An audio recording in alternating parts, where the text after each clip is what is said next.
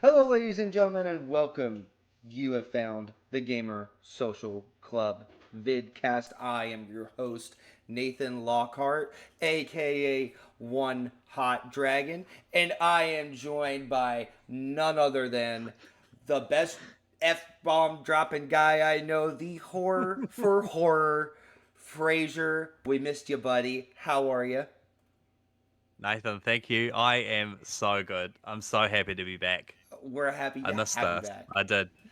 I Thanks, man. Thank you. And then we are also joined by none other than Russell the Muscle. I'm going to leave it at that just for you this week Okay. because I That love that and care for you. that wasn't nearly okay. I was gonna say that wasn't nearly as painful as it has been, but you screwed it up It at the was end there. I getting think pretty bad. So- he fucked it up a little bit on the end there, but yeah, I am all right, I guess. Week's been a little rough, but I'm glad I'm not working tomorrow. Oh man, I feel you. I feel like that's been the same situation for all of us. It's kind of been a rough couple weeks, man. Like it was weird because last week was felt like it took 20 years to get through, and then this week went by so freaking fast. Like Megan was like, Dude, I didn't yeah. even realize it was Friday. I forgot you were even doing the podcast because I forgot what day it was. um, so we are the Gamer Social Club podcast. The Gamer Social Club is a place where gamers from all around the world come and share their love for video games together in a positive environment. Our goal is to give gamers a platform to share their experiences, to add to the conversations in the game industry, to give gamers more sense of a community, and to bring a little more happiness into your life. Today we are going to be talking about how the Xbox Series X outsold the S. We're going to be talking about my A Quiet Place review. Call of Duty is out today, and then the day before, devs are still out here doing some hard drugs, and we're going to talk about They're at it again. Boys are at it again. We're gonna be their intervention today. I think. Yeah. um, let us start out now. Since it's kind of a slow news day, we're gonna kind of be bullshitting a little more than usual. So I'll go ahead and give you that heads up. Fraser, catch us up to speed. It's been 2 whole weeks. What have you been gaming? What have you been doing? And how have you been doing it? Right. Who, It's what, been when, a where, and how? wild 2 weeks. I don't know what has happened in the last 2 weeks. I feel like I'm exhausted from it, but I couldn't tell you what happened. I got a tattoo. I got a new tattoo, Oh which yeah. which you can see on my socials if you're really that interested. It's a servo skull from Warhammer 40,000. That I figures. have got a my tattooist. Her name is Jin. She lives in Korea, and she is visiting Melbourne at the moment. And I've got 4 pieces from her now, and I don't think I'm ever going to get a tattoo from anyone else. She is so talented and she's so lovely, and it's been so cool kind of like seeing her skills grow, and every time she comes to town I'm like, cool, I'm going to get another piece, and this piece is going to be a little bit more difficult. So yeah, so that was cool. While I was getting my tattoo, some motherfucker stole my scooter. Oh yeah. So that was that was a thing that happened. Um, Pretty pissed off about that, but some silver lining insurance came through for the win, Oh and hey. I ended up purchasing myself an e-bike. So now I am riding to work every day, riding back and forth from work. It's like a 35k round trip, so I'm finally getting some much needed exercise in. So yeah, it was like I was giddy with joy from this fucking awesome tattoo that I've got, and I walked downstairs and my scooter was gone, and the joy was just instantly gone. Oh my And gosh. So disappointed. Because you But don't yeah, so have that a car, right? You mainly just no, use a scooter, use a yep, train. yep, that's right. I'm very like the train station is 5 minutes from my house. My work is 10 minutes from the train station at the other end. Like I just don't need a car. We just don't need one. And my wife works 20-minute walk away from our home. Like we're situated really well. Yeah, so getting this e-bike, it's been great because like I've started riding to work and yeah, saving money on the train, getting a bit of exercise. It's been cool because I don't. I'm sure you're aware, but like February this year, I like hurt my back really badly, and it has been a both physical and mental journey to for recovery. And the I don't know if you've had a serious injury before, but kind of how I'm finding it is the stronger and fitter that I'm getting, the more I'm figuring out that I can't do. Yeah.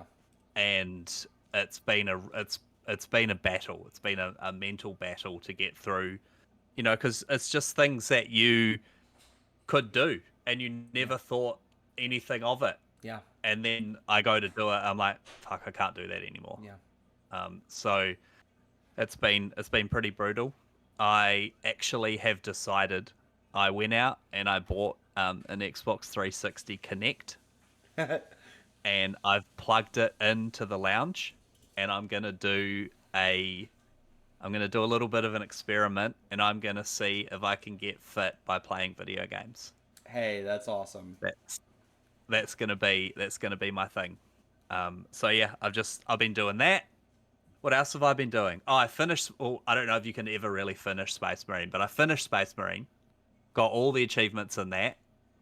95 hours it took me to get 41,000 kills. Just Congratulations. a bit, right? True son of the Emperor now, motherfuckers.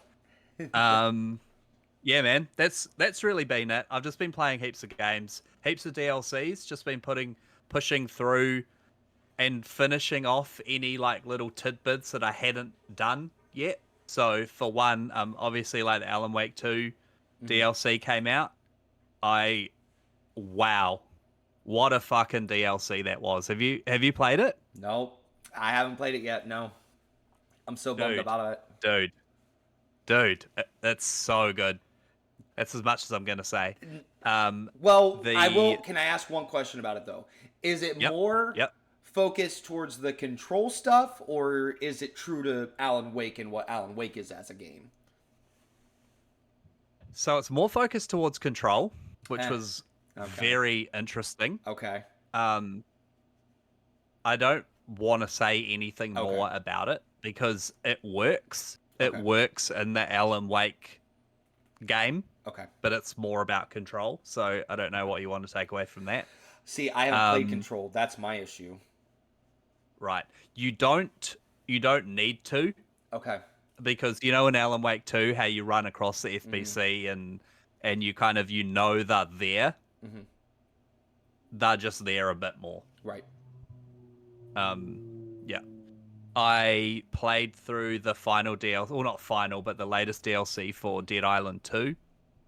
I hated it, Oh, really? which is weird because the original game and the first DLC were both incredible. I loved them. So, are you looking? What you looking for, buddy? Sticky notes. I just remember Oh, to like take yeah. times of what we're. Right. Sorry. No, so Dead Island 2, it took a while to get into it, but once I was into it, it's a fucking brilliant game. It is a brilliant game. The first DLC, Das House, was also really creepy and weird. And the second DLC, I think it's called Soul. It's like Yeah. set in a Yep. music festival, Mm-hmm. and the new area is kind of dumb. The story is pretty bad. There's nothing terribly new about it. It just, I don't know. It didn't sit right with Didn't me. grab you very much. Nah, no, it didn't. What else have I been doing? Oh, Maneater. I played the Oh finally yeah. got around to playing the DLC for Maneater. Fucking such a good game, dude. It's such a good game. The I forgot that it was narrated by Jerry. I can't remember what the actor's name is, but the guy who plays Jerry in Rick and Morty. Oh, um, oh shoot, he's actually going to be at the Columbus Comic Con as well. That guy, he's fun. Gosh, He's I funny, know and he's who in like exactly. Brooklyn Nine-Nine as well. Yes, he's been on Brooklyn Nine-Nine. He also voices one of the characters in Archer. He was in Yep, Hot Rod. yep, Oh, it's yep, gonna kill yep. me. I'm gonna Yeah, look it up. You so just he keep does going. the narration for Maneater, and this DLC is all about like conspiracy theories, and it's fun. It's a fun DLC. It's old, so I'll fucking ruin it for everyone. If you haven't played it by now, that's your own fault. You get a fucking laser beam. You are a shark with a laser beam, and, and it is just the most amazing thing. Swimming around, just annihilating all the stuff. Yeah. Good times. I actually haven't Good played it, so times. thanks for spoiling it. No, Yeah. hey, you know Yeah. what? I No, actually it's would love to play yeah. that because doesn't Tripwire make it? Ooh. Tripwire is the same people I who don't make remember. Not Killer Instinct, Killing Floor, and I'm a Okay. big fan of Killing Okay. Floor. Chris Right. Parnell. Chris Parnell is his name. That's it. Yeah. What Yeah. a legend. So the base game, you probably don't need the DLC, but if you can get it as a package, like it's fun. But the base game of Maneater is so fun. It's so fun. Just swimming around, and you swim up to the beach and you see all the people swimming, and then you just fucking eat them. And it's so good. Yeah. That's it. That's been it for me. Just lots of Space Marine, lots of DLCs. I bought the Doom anthology. Been playing a bit of that. That's really it. Now, oh shoot, I meant to hit Callisto Protocol. Yep. What's your update on that? So, I don't know how it happened, but I uninstalled it from my Xbox. I finished up the Manhunter DLC and I was like, cool, now's the time where I'll do the Callisto Protocol DLC because I'm about 25 minutes into it. Okay. And it was just gone from my console. So So weird. I don't know. I must have, when you go to download something and it gives you the prompt of like, oh, your Yep. Xbox is full, you need to delete some shit. I must have just done that Okay. and just deleted it. I've got it reinstalled. We've got 5 more days left of October, so I'll have it done. I'll Okay. have it done by next week. Yeah, because it only takes like I want to say 2 hours, maybe. Okay, cool. I don't Yep. feel like it took me 2 hours, but I mean, depends on what difficulty you're playing it on. There's no reason to play it on a hard difficulty because I'm pretty sure there's no achievements or anything attached to it. Yeah. Yeah. But yeah, I by the way, Maneater is made by Tripwire, so that's pretty cool. It is. Okay. Yeah. So yeah, I played through it. I played through the DLC, and I played. What has been your main reaction 20 minutes into the DLC?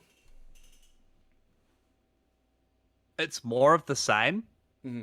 but I'm okay with that because I really enjoyed Callisto Protocol. So it's going to be cool to get, because the end was just very like, oh shit, we need to write an end. Oh, let's just save her and kill him, Yeah. essentially. Yeah. But then they left it open for like, oh, maybe he's not going to die because we might get a Callisto Protocol 2. And then it didn't do very well, so they just made a DLC. Yeah, and the Yeah. DLC. All right, so I have so many No thoughts. spoilers, man. No I have spoilers. so many. I have so many thoughts and feelings on this game in general. Now, the one thing I will say, now that we're like wrapping up, and maybe we should wait until next week, but it's a slow news week this week, so why not? My main thoughts is I'm glad that I went back to it. I'm glad that you pushed me to go play it again. I'm glad everybody pushed me to go play it again because I did enjoy myself way more the second time around. I enjoyed myself a lot more because it was on normal. The issues that I have hard with it... was. Oh, go ahead. I was just gonna say hard was like annoyingly hard, Yes. and it wasn't a fun hard. It was just a frustrating hard. Yes. That's all I have to say on that. Carry on. Yes, because and I'll tell you what, like it was Callisto Protocol that made me a guy I follow on Twitter, No Sleep, I think is his tag. No Sleep something. But anyways, he was the one to first say it. He was like, I feel like this game is artificially difficult, and I feel like that was the perfect explanation for the game, and I felt like that's kind of how I've continued to feel, where it's like, no, this game isn't difficult because of like, you know, the way Dark Souls is difficult, like where Dark Souls has it's just straight up hard to kill a boss, right? Like it really tests you. But with this game, it's like it set you up for failure because it wants to kill you. It wants you to die. It wants you to find enjoyment out of death and all the gruesome ways he can die. So I get what they were going for, but the thing is like, especially when you're on hard mode, you start to really see where those issues of I'm fighting two guys, so I'm going to die. I can't handle more than one dude because this guy's going to smack me, or this guy's going to take me out of combat with the person I'm actually trying to kill. And you know, you got to be careful with your ammo. But I did find myself in situations that were just simply impossible versus when I played games like Dead Space. I mean, it's hard not to compare it to its spiritual predecessor, right? But like, you know, as opposed to Dead Space, where it was like I'd save up so ammunition, I was like, oh, I'm good, I'm upgraded, I've got so much ammo, I'm good to go through the rest of the game. And then you hit the encounter and you end up going down to your last bullet every time, just like a Resident Evil game. It's just so perfectly designed. But whereas to where Callisto Protocol just kind of sets you up for failure, like to a point where it is annoying, like you said, where it just starts to feel like a slog. Which, again, is why I enjoyed it so much more on the normal difficulty, and why I'm happy I went through it a second time again, because I felt like I could better enjoy the story that there was to it. Because ultimately, I do feel like the story is honestly a little better than Dead Space. Like if we were just to compare the stories side by side, right? But as far as the DLC, it was not as redeeming as I thought it was going to be for me personally. Unfortunately, I really wanted it to be.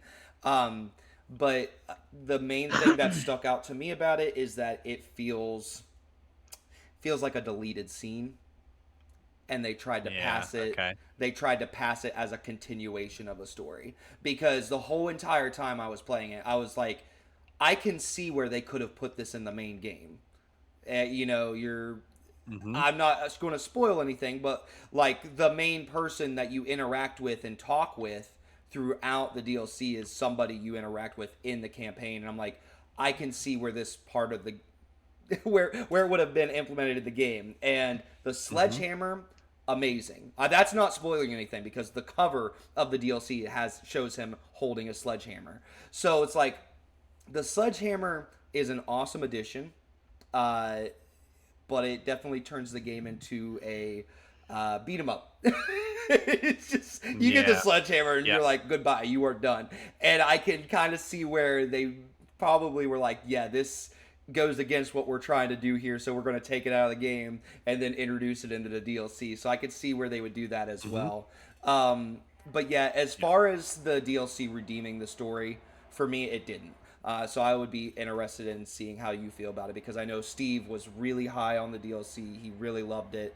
And, you know, while I'm addressing it, I always hate talking negatively on a game I know people love so much. He did you see him in the group chat? He was like, "Don't worry, you're not gonna offend me if you say anything." I was like, "Yeah, but I don't want to talk negatively about it. Like, Yeah, it's a yeah, 9 out of yeah. 10 in your eyes. Like, I don't want to yuck your yum, dude. Like, I hate it when that's like one of my biggest turnoffs when I listen to a podcast is when somebody goes off on a game I love. I want to be on the podcast so bad and be like, "Shut the fuck up!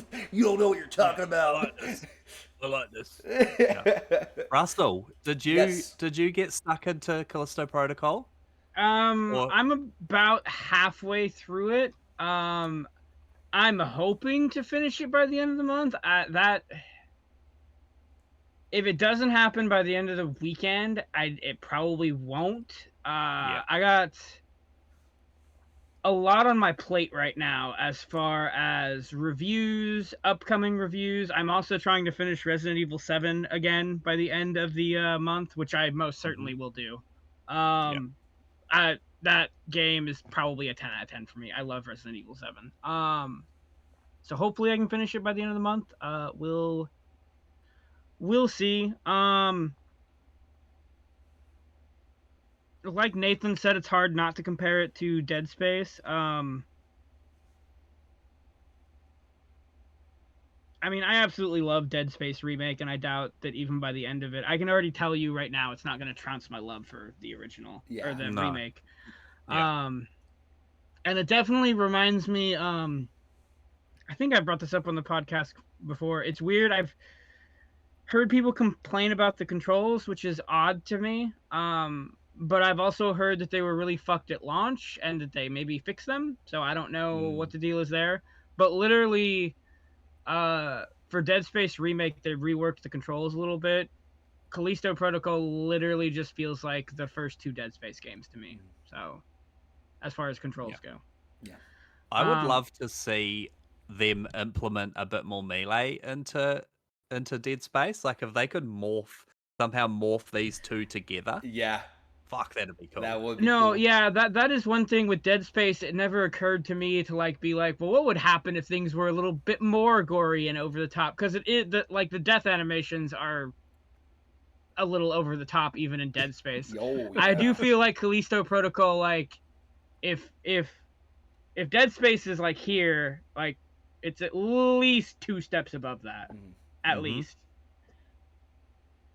I do wish the game would have done a little bit better, because I've read some interviews with the original Dead Space creator and the creator of this.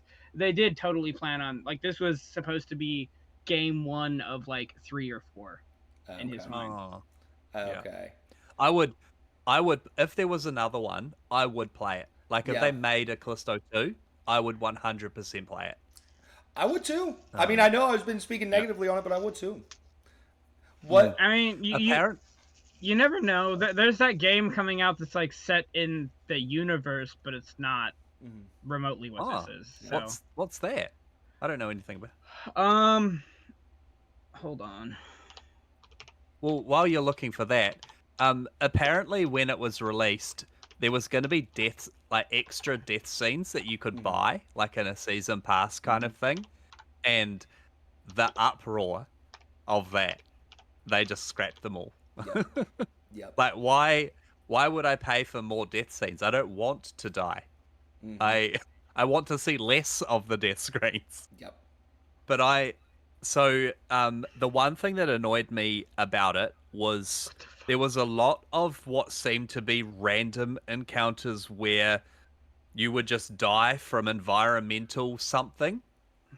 And there is a difficulty mode that's like permadeath. And I can tell you, if I was walking through this game and I was 3 or 4 hours in and I got killed by a fan blade, that would be it. Yeah. I would not play again. That's what got me out of If I got Deathloop. killed by... Yeah. Oh, really? Yeah. Because I gave that the good old college try, even though I'm not into roguelites. But it was like, I think I got through like the 3rd mission, literally killed everyone. And I was on my way to finish it and slipped off the edge of a building.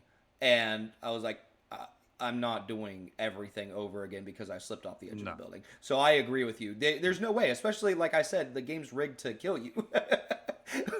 So to have a permadeath mode, it's like, no, thank you. Yeah, no, thank you. There was a bit where you're sliding down like some pipes, and there's blades spinning, and you have to like judge where the blade's going to be. Mm-hmm. Like, don't give me permadeath with that nonsense. Right? No. I gotta say though, that was my favorite part of the whole game. Not gonna lie, because like I actually got freaked out there at the end because I wasn't expecting that dude to be behind the waterfall there at the end of that. Yeah. So good. Yeah. Did you find it, Russell? Yeah, so it's called Project Bird's Eye. It's like an isometric shooter. So like the Diablo style view. Definitely doesn't look anything like Diablo. It's set in the prison. But yeah, it's set in the same universe. Also, interesting little tidbit I just found. Hold on, let me back up here a little bit. This kind of shocked me. Callisto Protocol was originally set in the PUBG universe, apparently. Yep. What? I was completely unaware of that. Yep. How? Why? What is it? It doesn't really elaborate on it, at least on their wiki. So I can't really. At some point, so weird. Yeah, at some point it was changed, but yeah, that new game I was talking about will be set in the Black Iron prison. Yep. So essentially, when they first started it, they were like, "Hey, we want whatever you're doing to be a part of our universe," because you know the PUBG developers, they're the ones who bought them, right? So they were like, "We want whatever you're doing to be a part of our universe." And then what ended up happening was the what's Russell? Do you remember, or do either of you guys remember his name? Jeff something. The lead... Glenn Schofield. Yes, Glenn Schofield. Yes, he was the one to finally be like, the more that development went on for the game, the more they started to feel like it was holding them back from being able to do things that they wanted, and that's just something they really wanted to stay away from.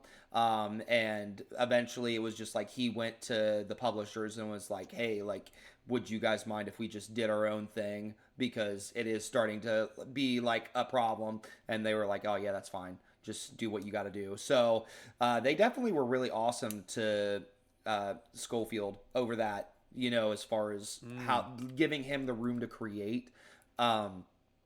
But yeah, it was interesting. I was like, how are you going to pull this off? Now, the question, I keep on forgetting. Like, every time I'm in my truck just driving around listening to podcasts, I remember to mention it in the comment section.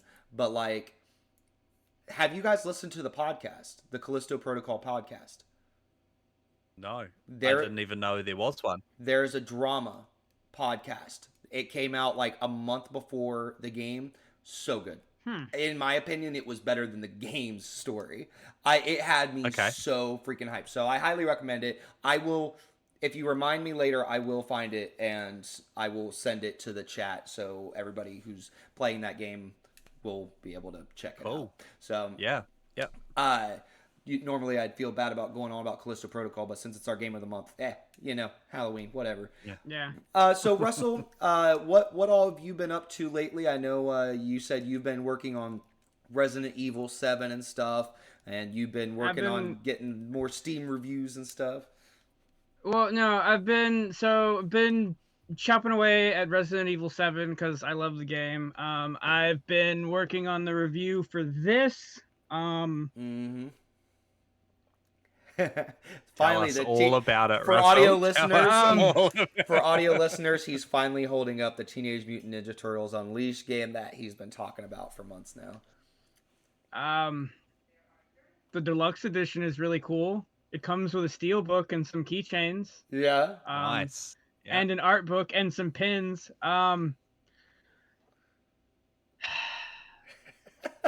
Well, one thing I will say is if you're going to buy this game, do not buy it on the Switch like I did. The loading screen times are fucking atrocious. Really? Yeah.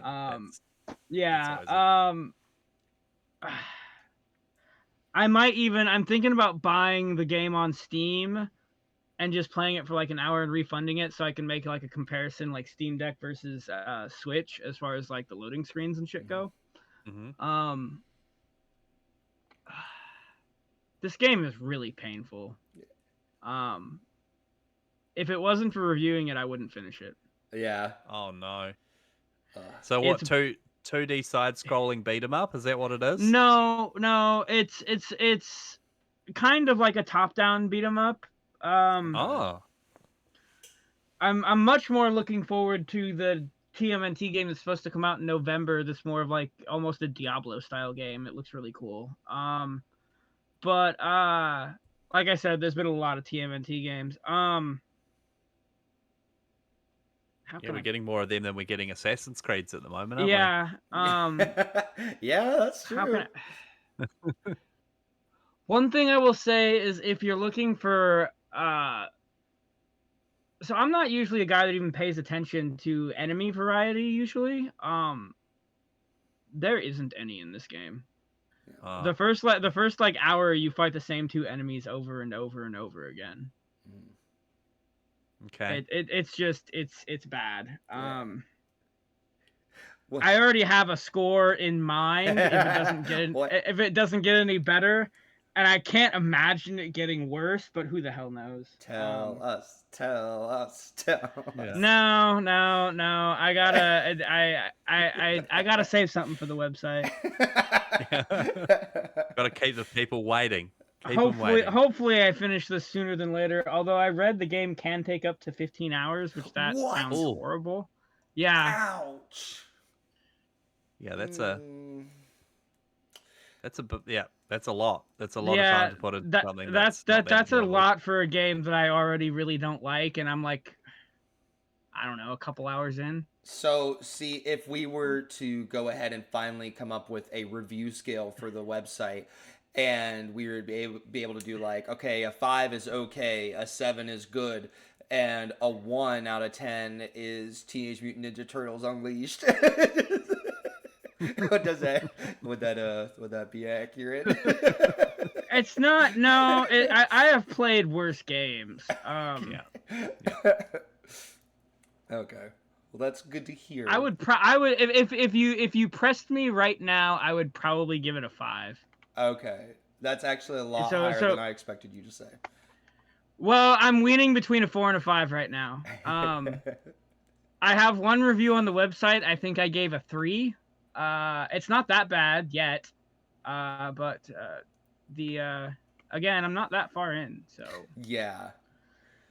I did actually attempt to cancel the pre-order for the physical version, and I was just gonna buy it on Steam. And the fucking loading screens, I wish I had.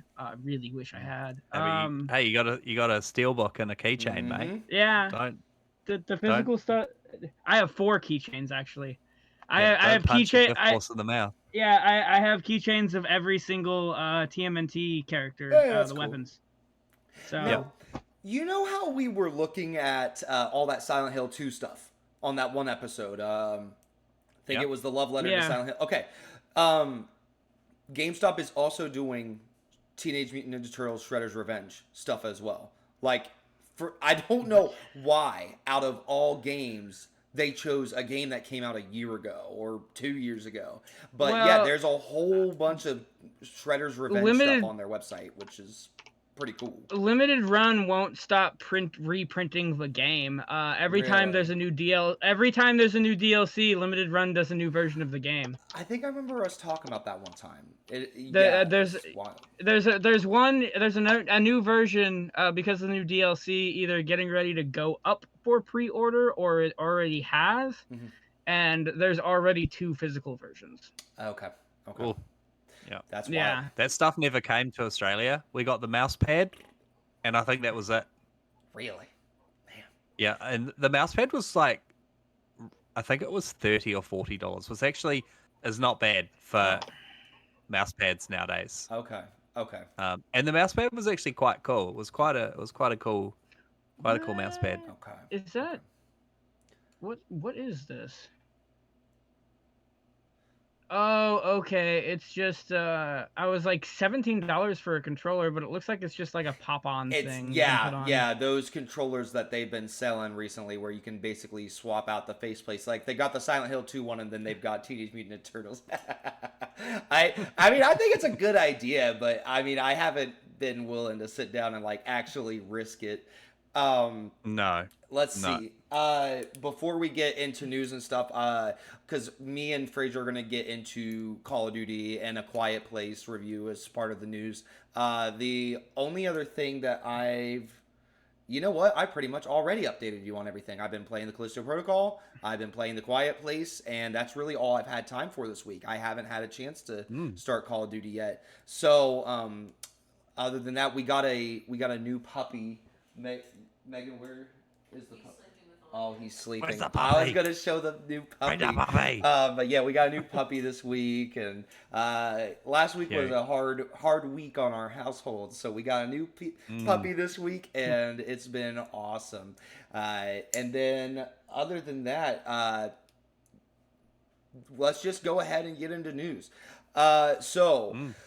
One of the things that happened this week, let's see, we're at 35 minutes. I apologize. I'm thinking out loud, everybody. I'm trying to timestamp this stuff for everybody so that way we're trying to get it to where you open up the video and you're able to skip right ahead to the places that you want to get to.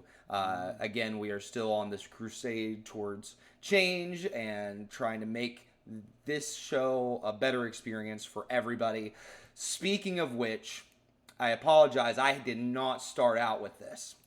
But you will notice, if you're watching this on YouTube, that there are some changes. And I would like to thank Dano and Lady V for financially supporting us and getting us these new assets. There are more assets to come. I love me some assets. We've got this awesome setup now. I wanted to give you guys a taste of what you're going to see. So we've at least got this, the loading screen. That's just one piece of what they've contributed to the website or the YouTube channel. Give them a shout out. Lady V and Dano, you guys are awesome for doing this for us. Thank you guys so much. Yeah. It looks definitely amazing. Thank you. And then, and the thing I would love to tackle for us next is I would love for us to get some better audio quality. I think that's mainly just microphones, but that's something I would love to just ask our community. We did not talk about this off screen, so I'm literally talking this to Fraser and Russell in front of everybody here. But maybe it's something we should even consider doing a Patreon for, being able to gather up some money to get better microphones and stuff. So if you guys have any thoughts on us doing something like that, please share with us if that's something you would like to see or something you would hate to see. If we did do a Patreon, what kind of stuff would you like to see in it? But yeah, just spitballing ideas here. I'm a pretty open book. I've never even thought about it. So really, yeah. No, I think it's a little early for that. That's kind of what I thought as far as improving. Yeah, as far as improving audio quality goes, if you have insight on that, we're not all buying SM7Bs. So take that and shove it up your ass. Those are $500 microphones. Fuck off with that shit. Yeah, I'm not doing that. I will say I found this really nice one. My microphone will have to do. You got a great microphone, Fraser. You got some great audio quality. Thank you very much. Let's go ahead and hop on in to the Xbox Series X and S. So this week we report. Oh, crap! I forgot the most important part. And the most important part is to tell you that we are now going to get into the most useless news segment. Why, Fraser, why is this the most useless segment? Because, Nathan, let me tell you, if you followed our socials, you would already know all of this information. So, what are these socials?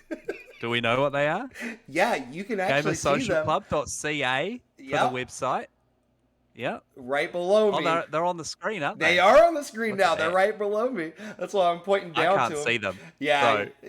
I'm the only one who can see how it actually looks. You just see me. Did you like my? Could you feel it? It would have been exactly a week ago. Well, no. It would have been 6 days ago around this time. Did you feel it? Did you feel me like I channeling you? I watched it. I did watch it, and I don't know whether to be horrified or aroused by it. I think you should be canceled for it. Yeah, Yeah. yeah, yeah. It's kind of I you did a fantastic job. You did a fantastic job. Thank you. Oh Yeah. man. Oh shoot, I'm crying. This is great. Okay. So now that we're all properly aroused, we'll go straight into the Xbox Series X. And Okay. S.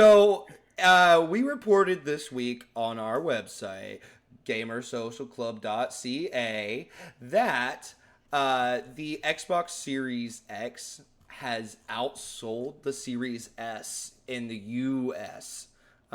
You got that? Did you follow all that? There's a lot of S's in that. Yeah. So as I'm trying to pull up some extra details to dive into on this, what is your initial response to hearing that, Russell? Oh, you're talking to me. I mean, so keep in mind, one, this is just in the U.S. This isn't worldwide. As far as I know, the S is still outside selling the X worldwide. I had read a couple of years ago that I thought it was like a 2-to-1 situation, so it is a little shocking. But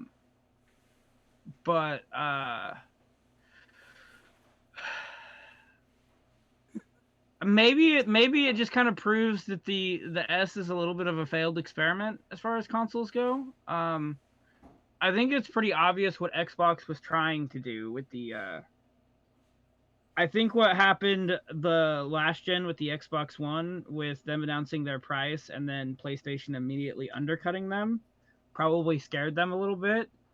So if I'm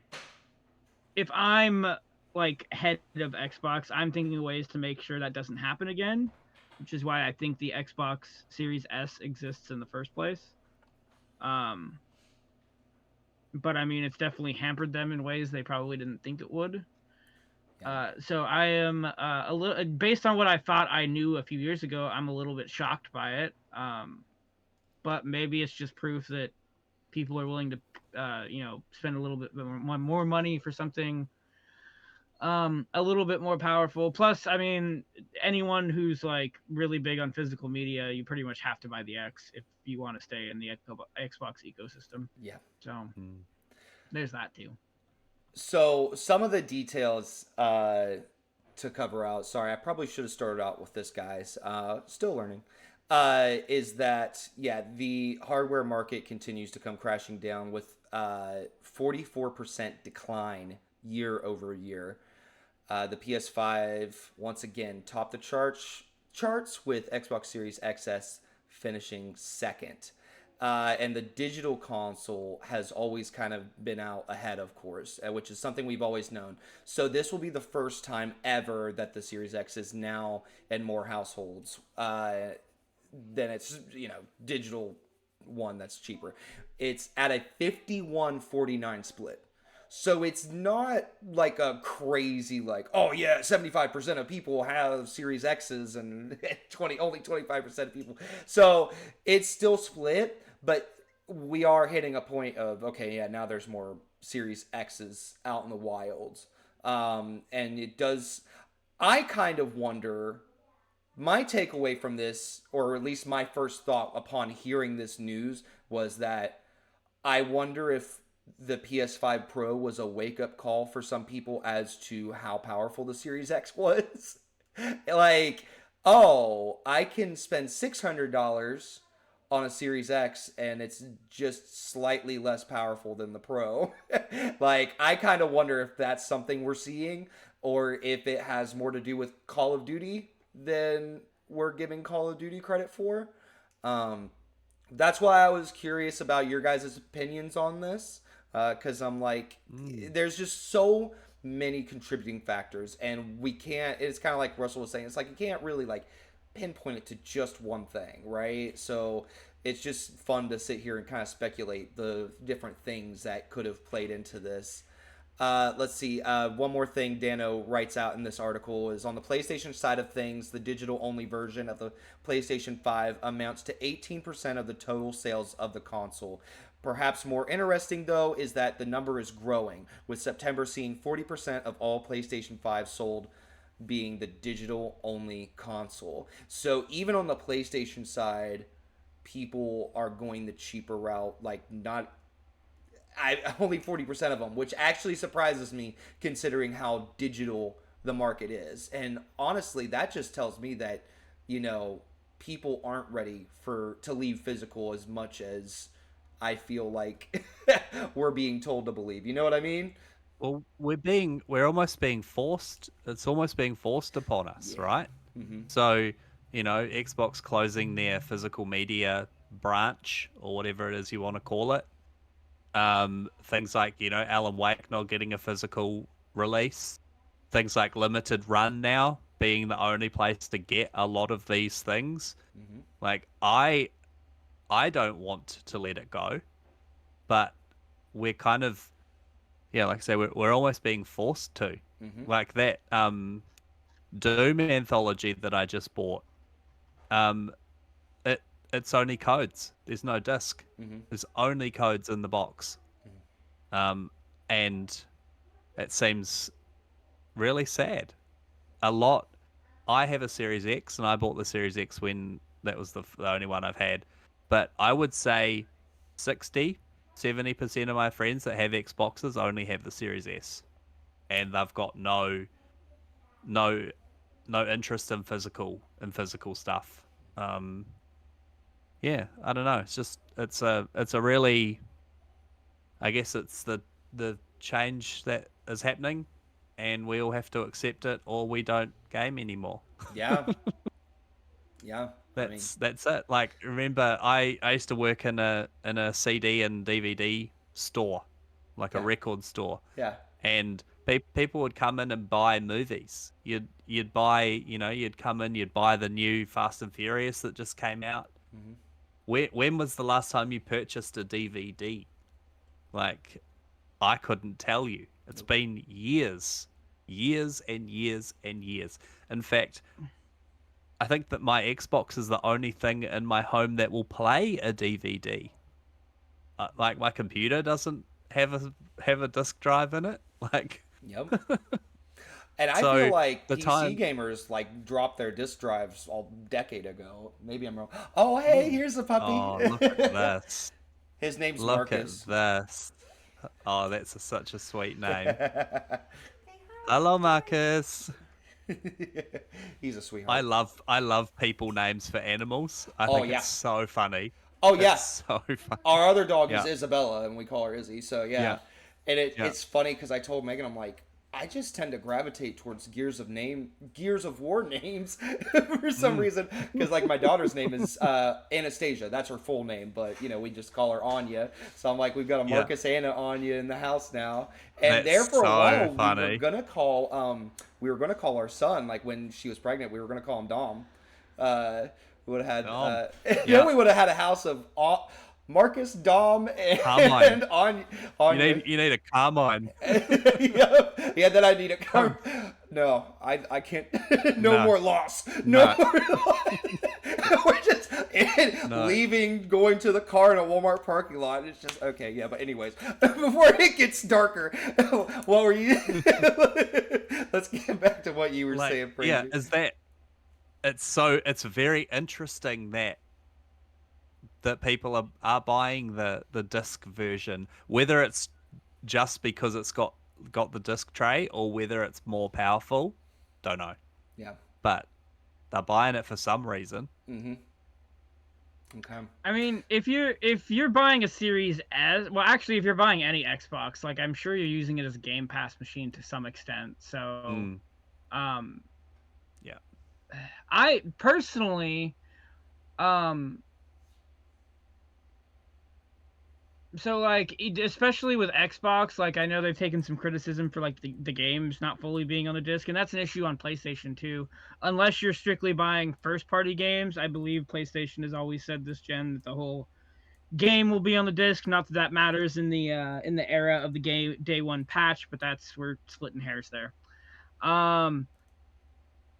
For me, I wanted the disc drive not just for collecting, but like I always want that option because like if a game bombs that I'm really interested in, I might go to Walmart and it might be $10. Mm-hmm. Yeah. As opposed Yeah. to it could still be $60 on the digital store. So or a game sells so well that they come out with like a platinum hits version. I don't even know what the hell that would be these days as far as this gen and what they would call it, but like some sort of greatest hits or complete edition that's like $20. Um with the digital stores, you're at the mercy of whatever sales may or may not be going on. Yeah. And if there is no sale, then you're stuck at the $60 or $70 price point. Um,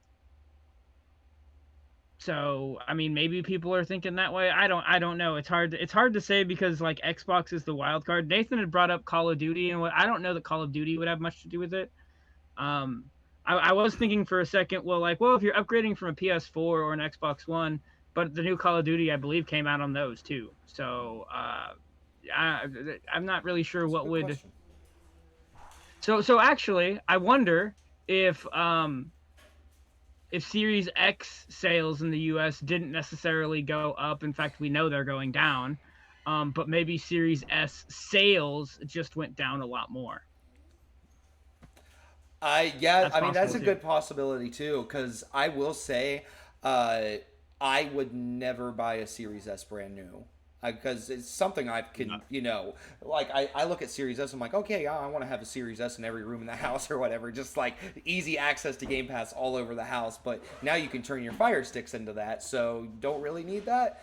But also, if you are, the thing I was going to mention was, I feel like you could just go anywhere, pawn shop, Facebook Marketplace, and you can get a Series S for like $100, which I think is probably what people are doing now at this point. Maybe.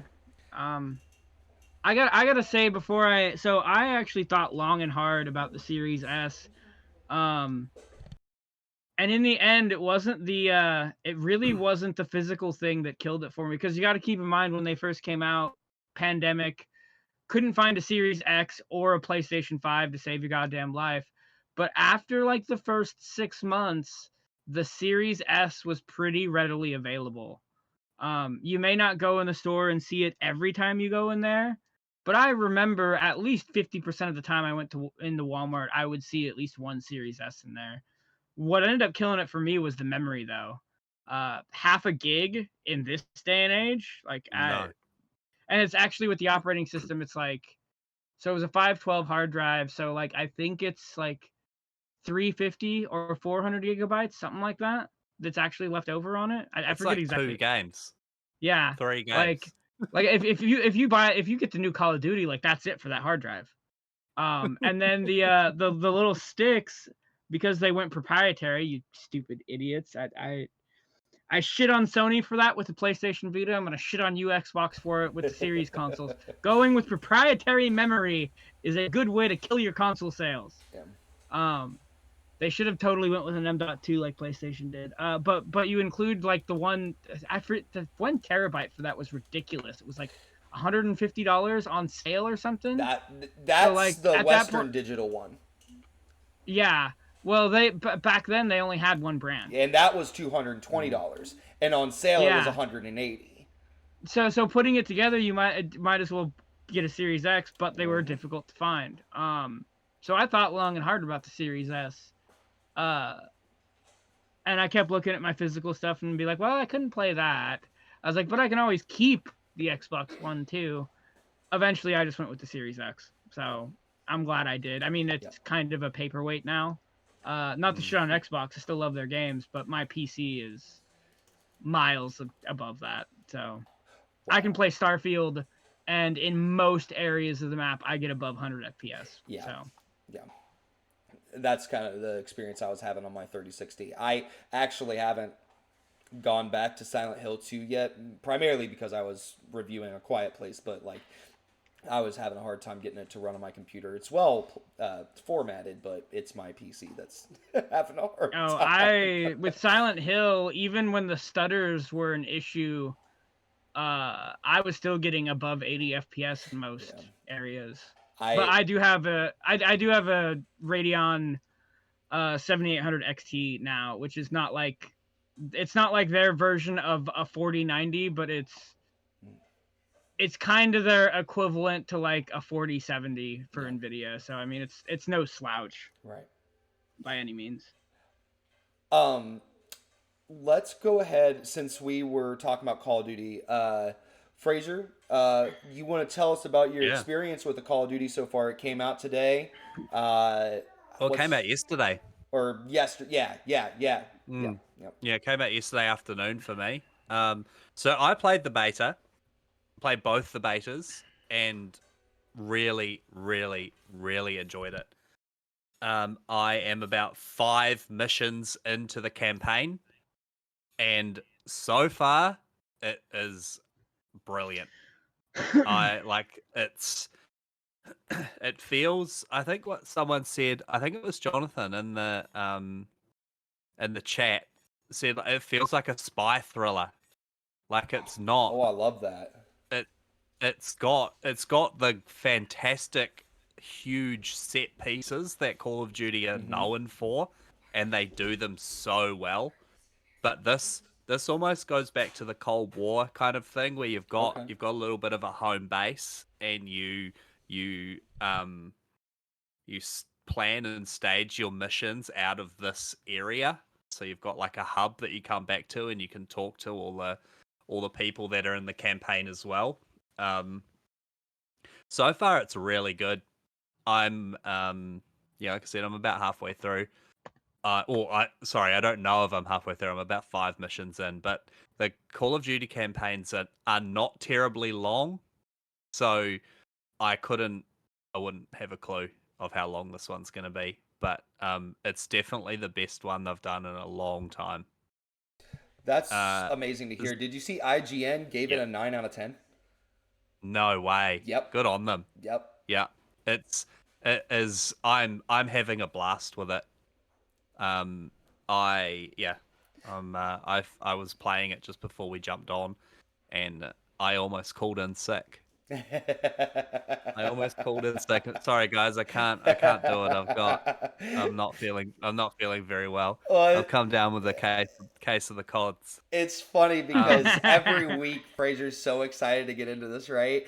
And like today, we took a lot longer to get set up than usual. Like probably, well, I mean, I guess it wasn't that bad. Probably about 10, 15 minutes longer than usual because we were getting the new assets together. And then my son, had an accident. It was a lot longer than that, Nathan.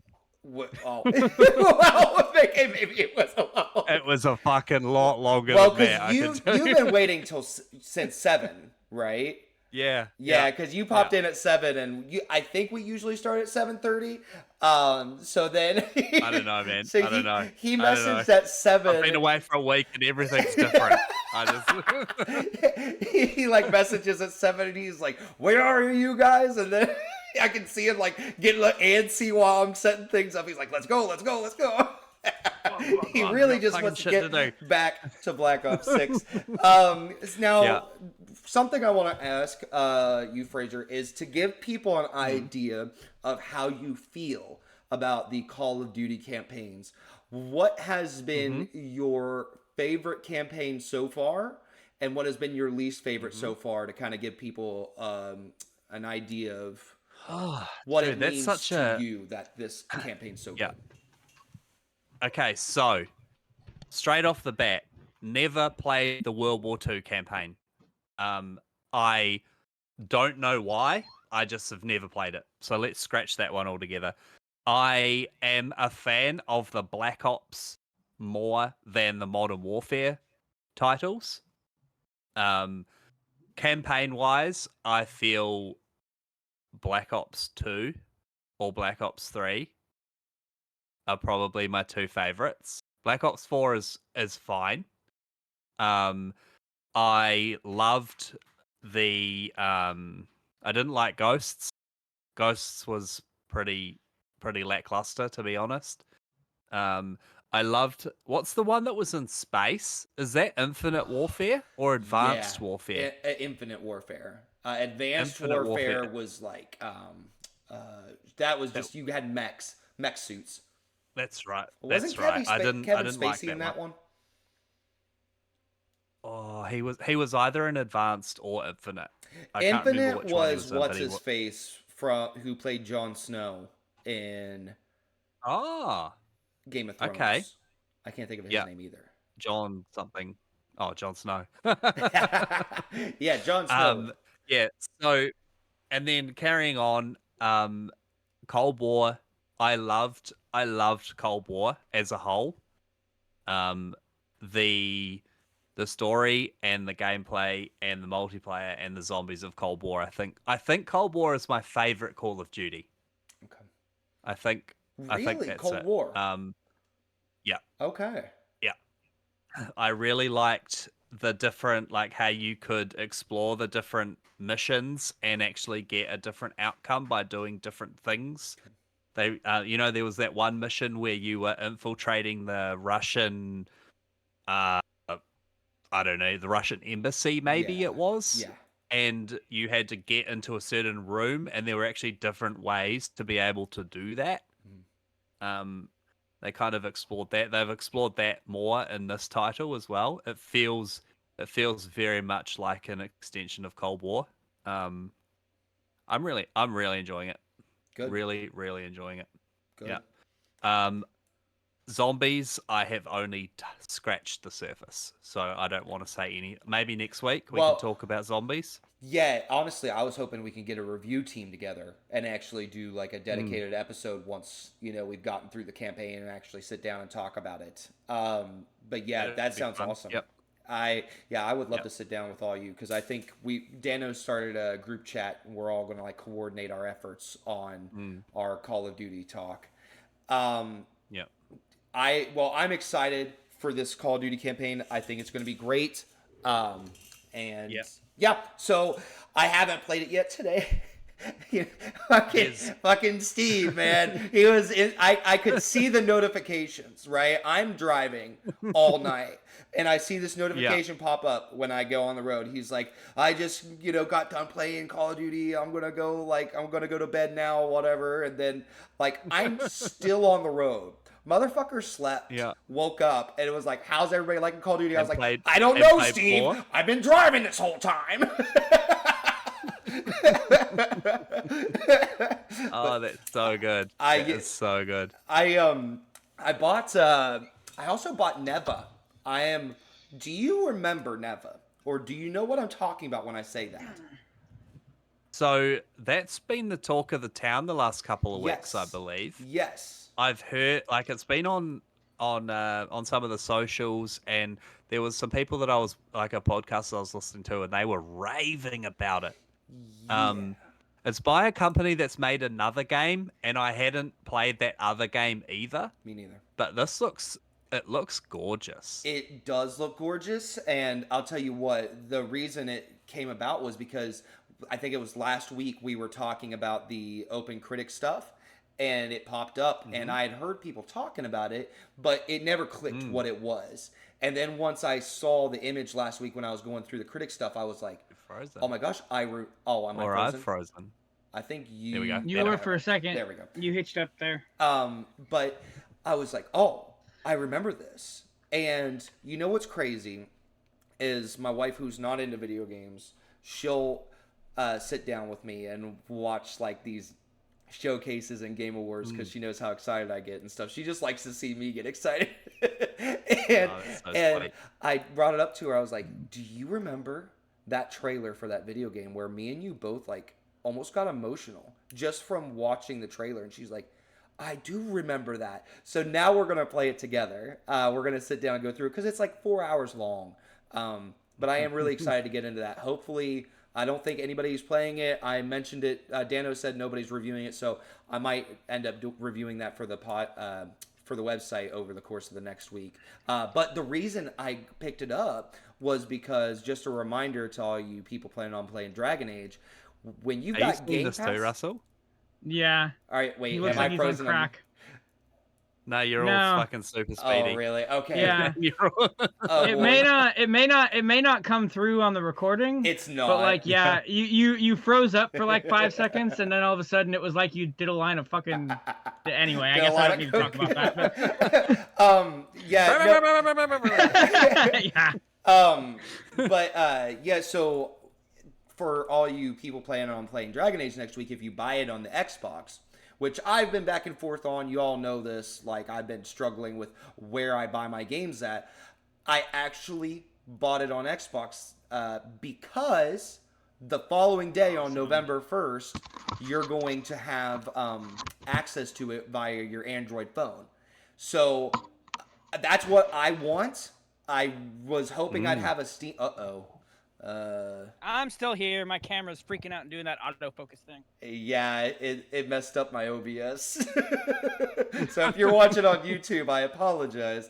yeah. But no, anyways, I want part of my coverage over Dragon Age to talk about my experience with playing the game from my phone, since it's not a game that's going to be on Yeah, Game that'll Pass. be very interesting. Yeah, exactly. I've been very curious as to how that will happen. I was hoping to have a Steam Deck by now. Don't have a Steam Deck. Don't have a PlayStation Portal, but I do have the Razer Kishi that I've been playing, streaming my games too. So, anyways, let's go ahead and move on to the next thing. We're going to talk about the day before when Russell comes back.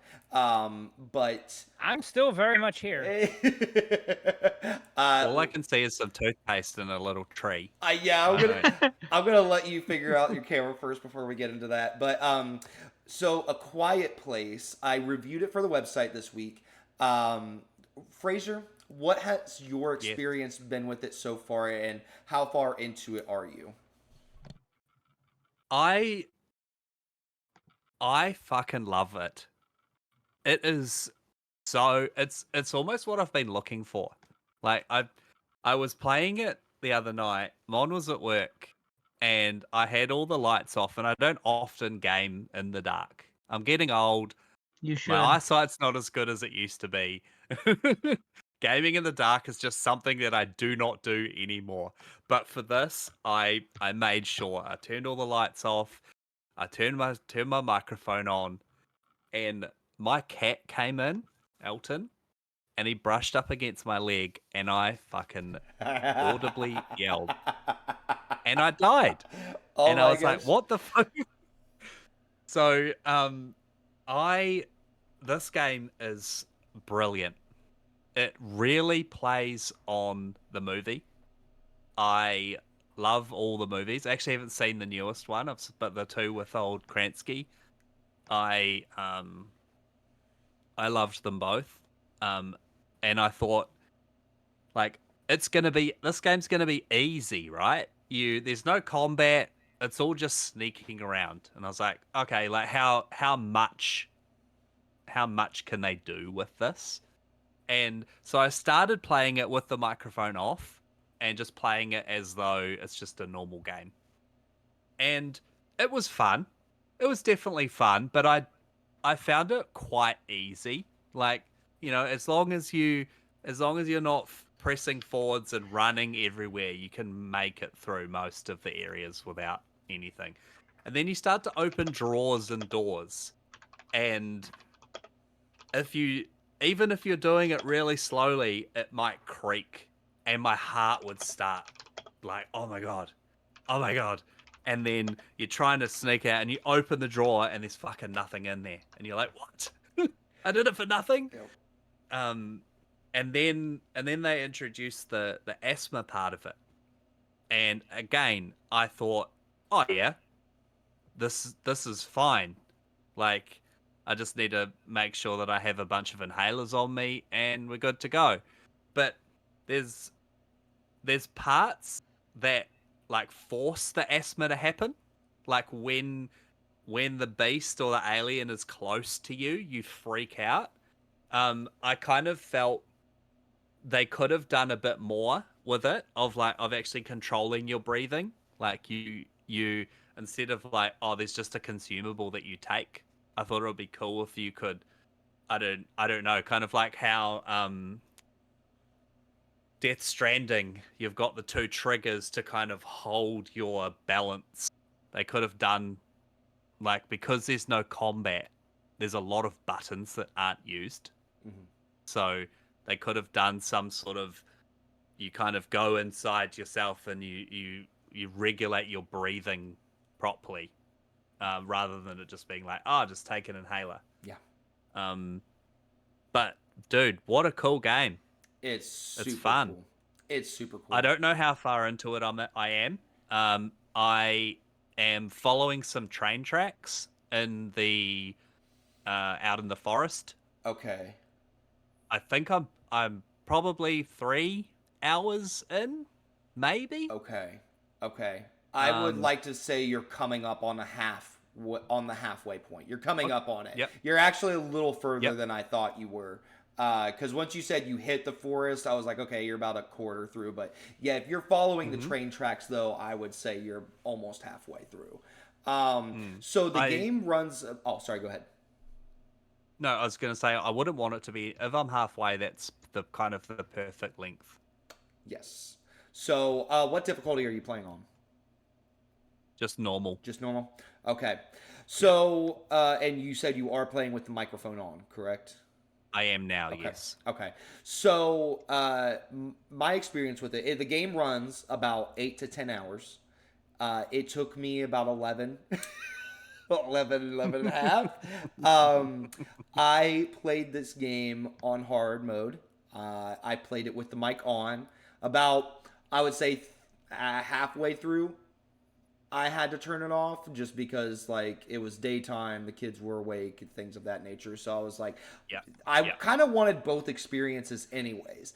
And I gotta say, I feel like it was harder with the microphone off because I feel like maybe having the microphone connected, they might have done some balancing there with the difficulty, because it felt the second I took the microphone out, everything else was amplified. Like, everything around me got harder to do. So, in a way, it was almost easier to have the mic on. Because, I mean, I'm a night shifter, so I'm up at night. I'm able to get through this. So, like Fraser said, you have this asthma thing, right? And the thing that stuck out to me was the fact that, like, you climb things and it takes down your asthma meter bar. And then, like, if you're playing on hard mode, it doesn't go down. You have to take pills to, like, get it to go back down. I don't know if it's different on normal mode or easy, but it's like on hard mode, it's like, no, once you climb a box and it hits your meter, you don't get it back until you're able to find pills or an inhaler. The inhaler does set off a noise, so you got to be careful as to how close you are to a beast. There is never a point when you are safe. Even in safe houses, you can still make enough noise. In safe houses, again, I was on hard, and I had the microphone on. In safe houses, I didn't care about how loudly. I wanted to push my limits. At all times, I wanted to see how loud can I get before something happens, which is why it took me longer, because I just really wanted to test things out. And I'm like, I wonder if this is going to make too much noise. So that definitely got me killed quite a bit. You know, you're probably, and I wrote this down in my review, you're probably thinking, well, how hard can it be? You know, having your microphone on and being quiet, especially for me, I'm a night shifter. It's like, okay, so how is this going to be difficult to stay quiet, right? Well, you start to realize how much noise you make when you're sitting down just playing a video game, because I got killed because I just simply, like, rearranged myself on the couch. And I was like, oh, like, that's all I did. I just simply moved myself around a little bit, and I got killed. My dog, she jumped up off the couch, and that made a noise. It got me killed. I scratched my face, and scratching my face too close to the microphone, and it set it off. So it was pretty wild. You start to really notice all those small noises. And then when I did eventually take out the microphone, I still felt that sense of, like, hold your breath, because, like, oh shit, like, it's right there. It was just, it's such a cool experience. For a $30 game to offer what it's offering is incredible. and I also said that in my review, and I pointed out the fact that I'm like, look, I found myself judging this game for a full price game because it exceeded those $30 price mark expectations that come with it. You know what I mean? So then it's like those small things start to really stick out to you because you're like, oh man, you're so close. You're right there to having like this perfect game. But it was nerve-wracking going into this because I'm like, I love the franchise. I have seen all 3 movies and I'm really into them. I love them. And I think this did such a great job with mixing day one events and mixing what's going on right now.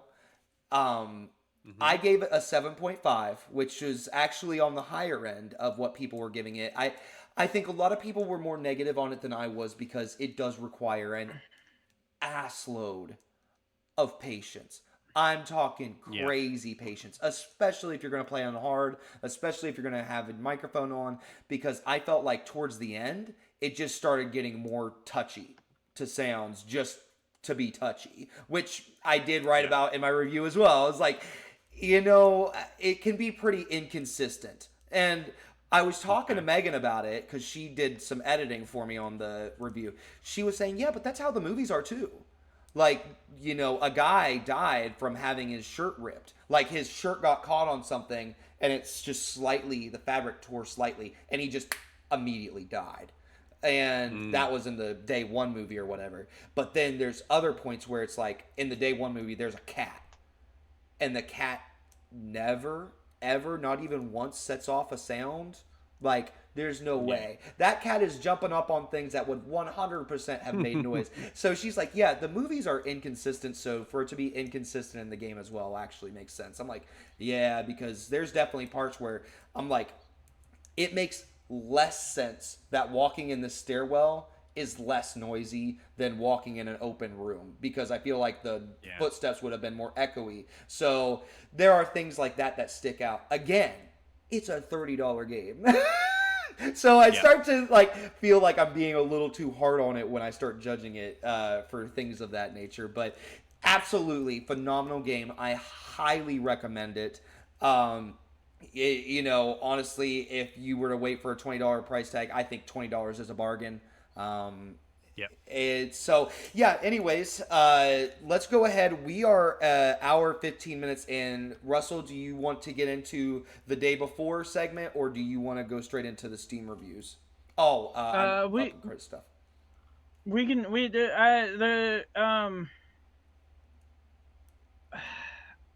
I kind of have an axe to grind with the day before thing. Go for it. Go for it. Grind that axe, buddy. And I actually, hopefully things didn't get choppy. I just downloaded some software and turned off autofocus on my camera, so hopefully that fixes that. Yeah. Well, it's not doing it now yet. Fingers crossed. So, as kind of was the situation with the last article I did on these guys, this article is actually not doing too bad as far as views go. Now. Took about a day or so to take off on any level, but so I've actually done a little bit of reconnaissance with this group. I'm actually in their Discord because I was curious, so I can actually confirm one or two of these things. So in a nutshell, they put out a statement on their Discord and on their Twitter /X account. In a nutshell, their Escape Factory game, which was the one they were funding with Kickstarter, didn't get enough interest. It has since they put out this statement been deleted entirely, so I can't tell you exactly where it got to, but I remember after a few days it not being very high at all, and I mean, who could be surprised about that after what got pulled with the last game? So I can confirm in their Discord that what is the name of their older game? They have an action horror prop game that's coming out, but it's in reference. Hold on here. Do they bring up the title of their old game? Prop Night. It's called Prop Night. Oh, okay. It was released in 2021. We have a typo in my article. Shit happens, I guess. The date says 2024 for some reason. But anyway, I remember it launched on November 30th of 2021. I don't know a lot about a game. I don't know what a prop hunt game is. I kind of have like a vision in my mind about what it might be. But they launched that. I can confirm in the Discord that people keep bringing up that game and they want them to relaunch it. They don't own the rights to that anymore. Mods in their Discord have said that several times. I can't say they haven't gotten into why they don't own it. I'm assuming, this is just me assuming, that whatever company they were in business with who published the day before, I'm assuming owns the rights to that too. But they're doing another action prop game. I guess this is going to be an action horror prop game, which I guess was the last one too. It's simply called Items. Literally within minutes of them putting out this statement, a new Twitter/X account that's literally Items, all in capitals, _game, popped up and has a link to their Discord, which has kind of been rebranded a little bit now that they're doing this new game. All I will say, and I brought this up in my write-up, is if you're thinking about supporting this in any way, like when pre-orders go up or something like that, I mean, I certainly wouldn't pre-order this. Definitely wait until the game comes out and maybe a couple reviews. The day before, so it was technically in early access, so it never registered on Metacritic. I looked up the OpenCritic score. It only garnered because of all the fucking shit that happened with the day before. You all cut out real quick. OBS missed it all.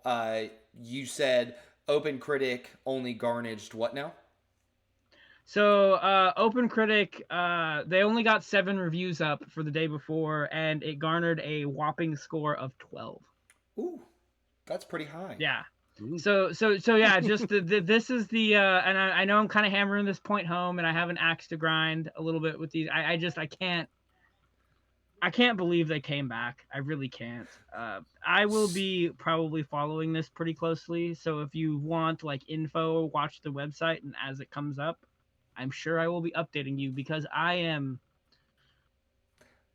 amazed that these guys had the balls to come back.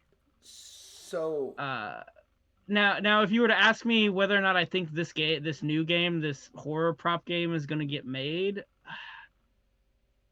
I mean, obviously the Kickstarter is a bad sign. But again, their Discord, they're according to their Discord, with what I've seen in there is a lot of interest in their older game before this. So it's hard to say. So wait based a minute. on the day based on the day before, I can't like it. The end product of the day before, I would say that like not a lot of development fucking went into it. So it's possible that this items thing actually, I mean, how much effort do they need to put into it is a question. Now, hold on a second. So, are you not referring to the app that the new strategy that they talked about yesterday? Because I thought that's what you were going to talk about. The app? I am not aware of whatever you're talking about. Okay. All right, so... What are you talking about? I had thought you had heard about this, and that's what you were wanting to get into. Let's see. The day before, Dev cancels new game's Kickstarter and immediately announces another project. So they've canceled the Kickstarter. They canceled the Kickstarter for their own. So what you're talking about must like not have much to do with what I'm talking about. But yes, yeah, we were on different pages. Yeah, I thought we were talking about the same thing when we were going over this before. So to paraphrase all of that, They put up a Kickstarter for a game called Escape Factory. Mm-hmm. Interest was absolutely terrible. I Mhm. wish I had numbers, but they deleted the Kickstarter. They canceled it. It's done. And I wasn't able to find it. If anyone has that information, DM me on Twitter because I am interested. I had some. I can do that. I know when we originally talked about it, I had some figures. And as far as Kickstarters go, like the ones that get funded really well tend to get funded really well within the first couple of days. By the time we talked about it on the podcast, it had been up for a little while, and I remember the figures not being great. Yeah, that's right. Actually, didn't they have like a really high tier? I forget exactly how much it was that like you could like meet the devs where you or something. Could have the that was. So what happened is, and I'll go ahead and I'll send over to you the information that I have it on it so far, because I'm sure you're going to want to write this up. The day before devs. All right, so here's what this is the thing that they put out, the statement. With this in mind, we have decided to temporarily suspend work on Escape Factory and postpone it until a more appropriate time. As part of this decision, our Kickstarter campaign has also been canceled and no funds have been collected. However, your wishes are very important to us, and we are happy to announce the start of development on a new action horror prop hunter game called Items. This is exactly what many of you have been waiting for. Once we have a fully playable demo, we may launch a new Kickstarter campaign or explore other options for release. It's important to us that our players get the chance to play and test the game in advance. So they are starting this new thing. I am 100% with Russell on this. Don't give them any money until you played this demo. You need to know it exists. Game or whatever. So yeah, that statement's a little misleading just because what fans in their Discord apparently want is their old game, prop night. I'm like morbidly curious if maybe there's a way to. I mean, I'm sure there's probably some YouTube videos you could watch it. I'm morbidly curious. I am sure if you dug hard enough on the internet, you could probably find this old game. Maybe I'll do some reconnaissance and get back to you on that one because I'm morbidly curious. Call of Duty have got a prop hunt mode, and I've never played it, but I've seen videos of it, and it does look fun. It's fun. Yeah. So, like, I can see that there would be some sort of want for something like this. But not from these guys. Right. I've done it before, and people liked it. Like, maybe this is their comeback story. Yeah. You know, we need a made-for-TV movie for this. Like, oh yeah, we need like 10 of those documenting this entire. Now they have claimed that like a lot of the deception. I say there's a couple moderators. By the way, they posted in the Discord. They're looking for new moderators. So if you want to moderate that shit show, go right ahead. Thank you. Mate, Russell, I think you're up, mate. I don't know about that. Yeah, they'll ban you fucking minute one. I have not. I am just in the Discord. I have not posted anything. But maybe if they become aware of like my articles and this podcast, maybe they'll be eyeing me and like just try to boot me or something. Who knows? Probably not. If they're actually working on a new game, they shouldn't have time for that. But I do know that they're looking for new moderators. Yay. Okay, my brain got confuckled. What was my point? I don't know. What was your point? Also, I like the word confuckled. I don't know. I don't know where I picked that up. But again, this is just. Well, how about we just go ahead and come back to it again next week? Yeah, this is going to be more information. There will probably be some more developments here in the next few weeks. This is just yeah. Stupid. Don't buy this game. No.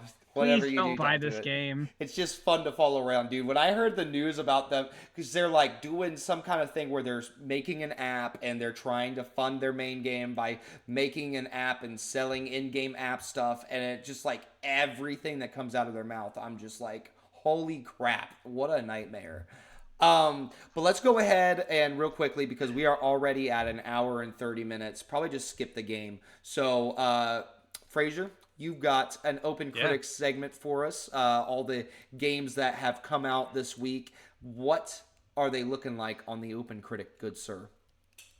Right. Well, I haven't gone the skipped last week, but the week before I felt like I went a bit long. So I've just chosen like a handful of games that are interesting to me and that have had a bit of talk in our Discord, the Game of Social Club Discord, which you could join in the link below. So this week we've had a new Sonic game. Mm-hmm. Sonic and Shadow Generations, or Sonic X Shadows Generations. I have not played a Sonic game. I don't even remember the last Sonic game I played, but I've seen a few videos and heard some people talking about this, and apparently it's fucking good. We reviewed it on our on the Gamer Social Club. Demandre gave it a 9, which, you know, that's high. Yeah. Oh, yeah. And it's currently sitting on around an 80 in the review scores. And it's kind of, from what I've seen of it, the Sonic side of things, I mean, generations is generations, right? But the Shadow side is what people are really enjoying. So I might jump in and take a look at this. Now, from my understanding, I think Sonic games are just very they've never necessarily been good games, but they're good to the Sonic fans, right? So I feel like there's just like a totally different review scale for Sonic people. You're like, Russell, Sonic, love it, 10 out of 10. oh yeah, I know, right? Russell, Yeah. I don't know what's going on with your camera. First, on my end, you're like starting to fade into the green. Yeah, It looks like you're getting. I played with a setting and it didn't go well, so I'm gonna stop. Really didn't. Yeah, I'm gonna stop doing That's worse. that. I will fix it. Yeah, I will fix it for next week. Don't play with camera settings live, people. But Yeah, I'll give so that. I will take that chance to say that I'm gonna play that fucking Sonic game at some point. Hell yeah. Yeah, like the reviews and what I'm seeing and hearing about it, like maybe this is where I jump back into Sonic. Mm-hmm. I've gone, it's 3D. I know that there's been 3D Sonics in the past, but this one, yeah, it looks fun. Yeah. I will butt in for a second with Sonic. Yeah. The history of Sonic is that the 2D games generally do extremely well. It's the 3D games that even some of the fans are like, on. Yeah. Okay. Cool. And then what else we got? So this one is it's called Wise X. It's a JRPG. Okay. I believe, I don't know anything about this franchise, but I believe they've been coming out for quite a while. There's a couple of people in the Discord that are very excited about it. That's it. That's all I've got to say. Okay. Check it out if you're a JRPG fan, because with how well Fantasio, fuck, I can't even remember what that game's called. What's that game called? Is it Fantasio? Metaphor. Yeah. Okay. Yeah, that one. That's what it is. That's doing well. So if you're jumping on the back of the JRPG wagon, I would. Yeah, it's getting some good reviews, sitting on 81 at the moment. So we're happy with that. Now, this next one is very interesting because we all got a glimpse of it at one of the shows. Yeah. The new Arkham game that's coming out. Oh my gosh! And It makes me want to get a VR headset so bad.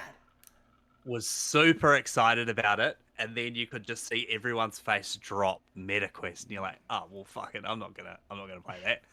So, I watched an in-depth review on it because I'm interested in it. Like, who doesn't love a good Batman game?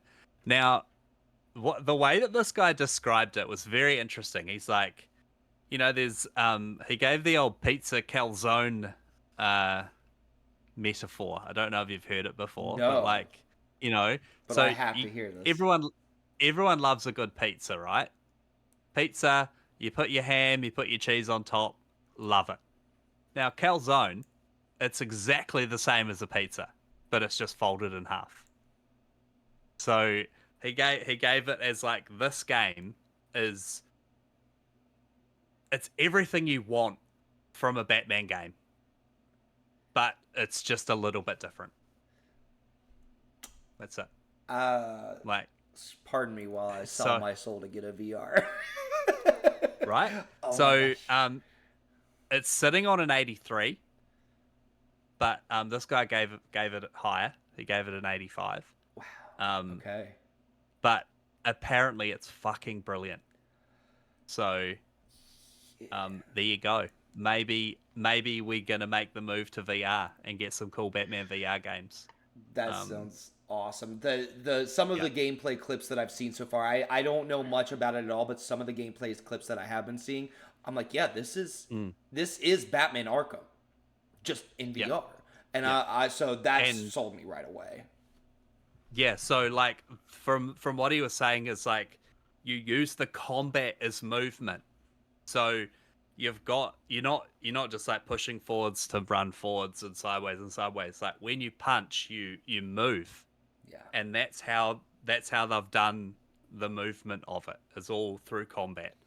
I'm excited about it. I have a MetaQuest, but I don't have the newest one. I think mine's a 2. Okay. It might even be a 1. Okay. I think it's exclusive. But I'll definitely be right. Well, there you go. I'm already out. I think I could be wrong. I don't know anything about the VR world. It's exclusive to the 3. Boo. I actually I do have a friend that has one. I have not tried the game yet. I'm considering it. VR kind of makes me nauseous, and I've heard people say, "Oh, give it a day or 2 and you'll be fine." I don't have the passion for VR to do that. No. What I will say, I won't name drop him. Are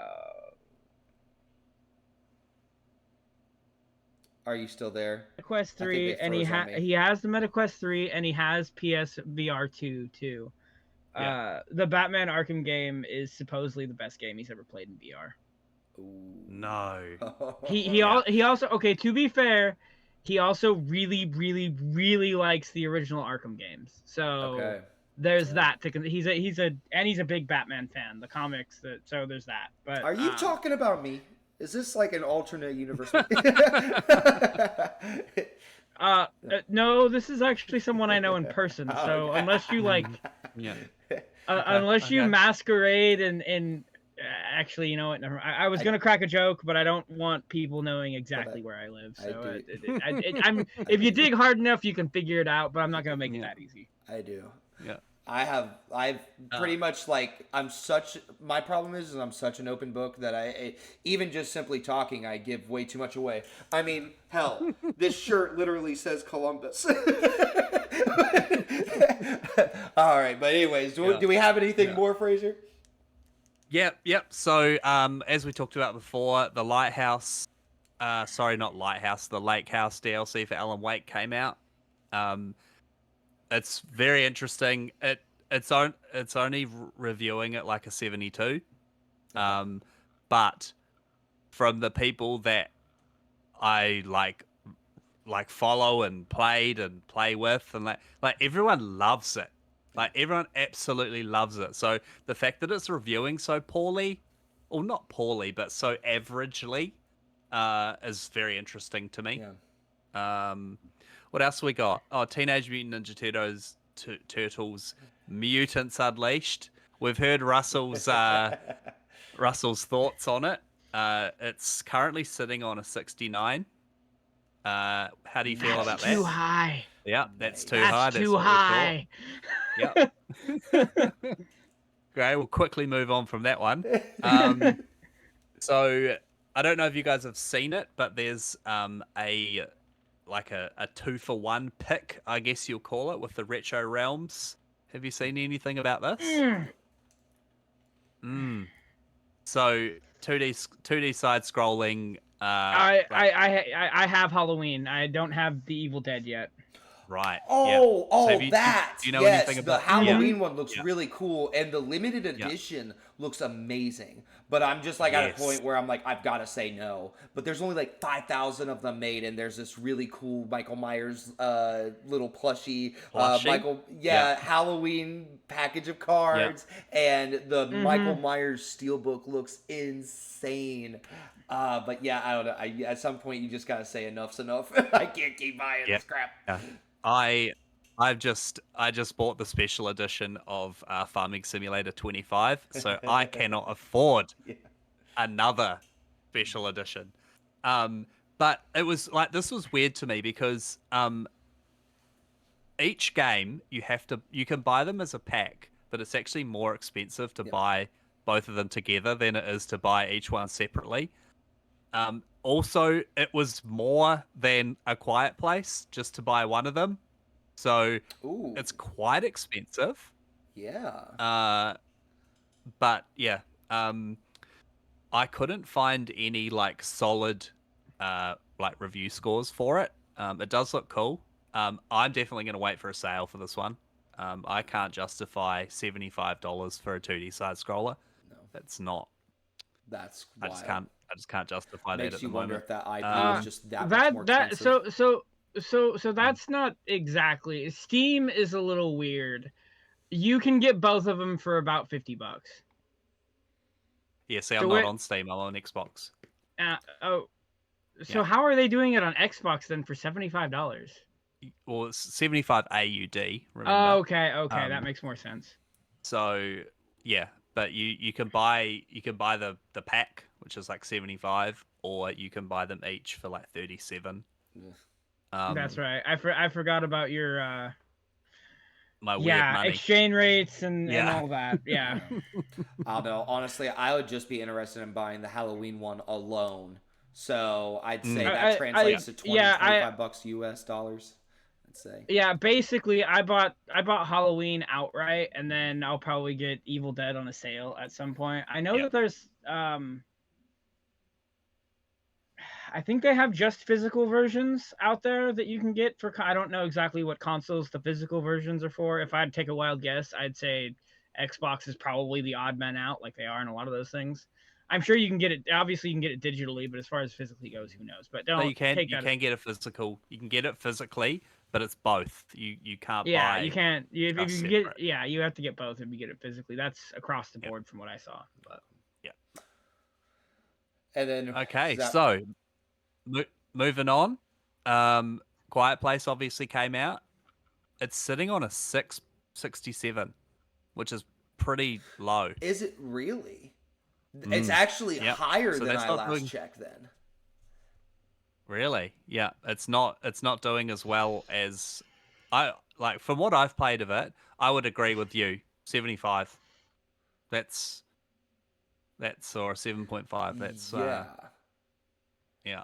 Let's see. Yeah, what that's else? actually really crazy because when 67. Okay, because back when I had first put mine up, it was sitting at like the critics recommend 50%, and then I put mine in, and it went up to 52. Now the critics recommend is back down to 46, but the top critic average, is 67. Yeah. It used to be, I feel like it was in the 50s when I first opened it up. So see, that's a shame because like if someone only looked at reviews to whether they want to buy a game or not, you wouldn't buy this. Nope. And you would be missing out because, like you said, it's cheap. It's a cheap video game. Yeah. And it's really good. Yeah. But then also, like you said, it requires a lot of patience, and a lot of people don't have that. I do because I played Hitman a lot, and Hitman requires a lot of patience. Oh, yeah. Like you sit there for like 25 minutes, and you're like, "Come on, come back to this bottle of water so you can drink the poison." Yep. Yep. All right. Unknown 9 Awakening. Again, everyone's having a huge whinge about this. I lost you. Really enjoying it. You broke up again. Everybody's having a real what with it? Having a real big whinge Oh, about this whinge. game. I Yeah. understand that I word. have tried it. I Yeah. don't know. What It does- looks fun. What? What is what? What does whinge mean? Whinge means you're crying like a little baby, like a baby whinges. Okay. A baby's like wah wah wah. Okay. Now I understand. I don't like strong female leads. I don't like this. I don't like that. Yeah. Wah yeah. wah wah. We talked about this a Um, little bit last week. Yeah. Yeah. It's sitting on a 61. People are just not enjoying it. That sucks. I think a lot of these games don't hit the mark.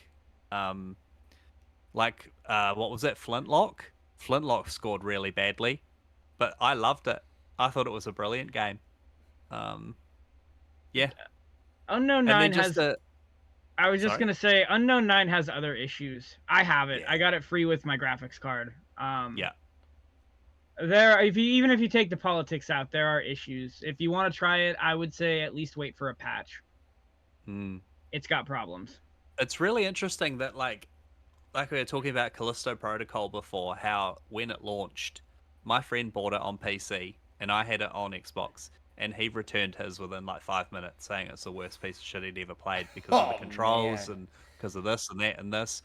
But I had the exact opposite experience with it. Like I absolutely loved it.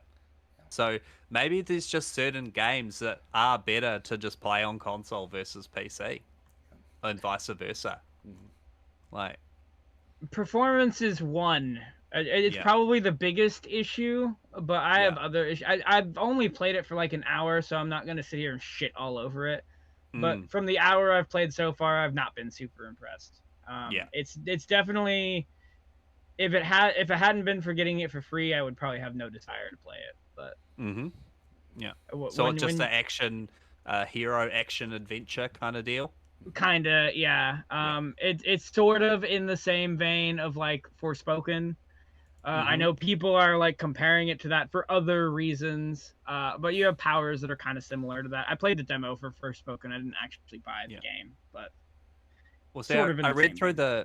the Steam review for this Unknown 9, and you read through the review, and I still don't fucking know what it's about. Not the review, sorry, the description. Yeah. You read through the description of like, you're this person and you're doing this quest, and you're like, this means nothing to me. I again, I have played for about an hour. Yeah. I am with you there. I don't really know what's going on either. So Oh, and then we've just got a couple of honorable mentions. There are a couple of games that have been out for a while on PC that have had console releases. The first one, Squirrel with a Gun. Our good friend Justin at the Gamer Social Club has reviewed it, giving it a 7.5. A huge pull away for me is the fact that it's got a photo mode.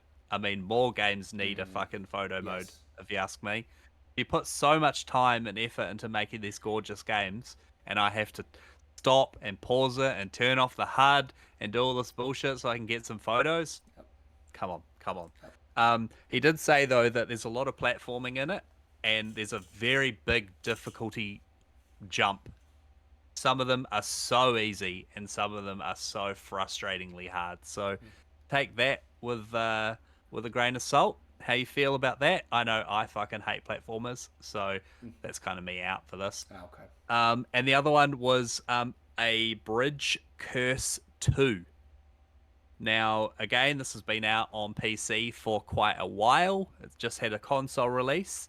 We've had someone new join the team. His name's Manuel, better known as Mr. Dingus or Dingus. He gave it a 7. It's a Taiwanese episodic horror.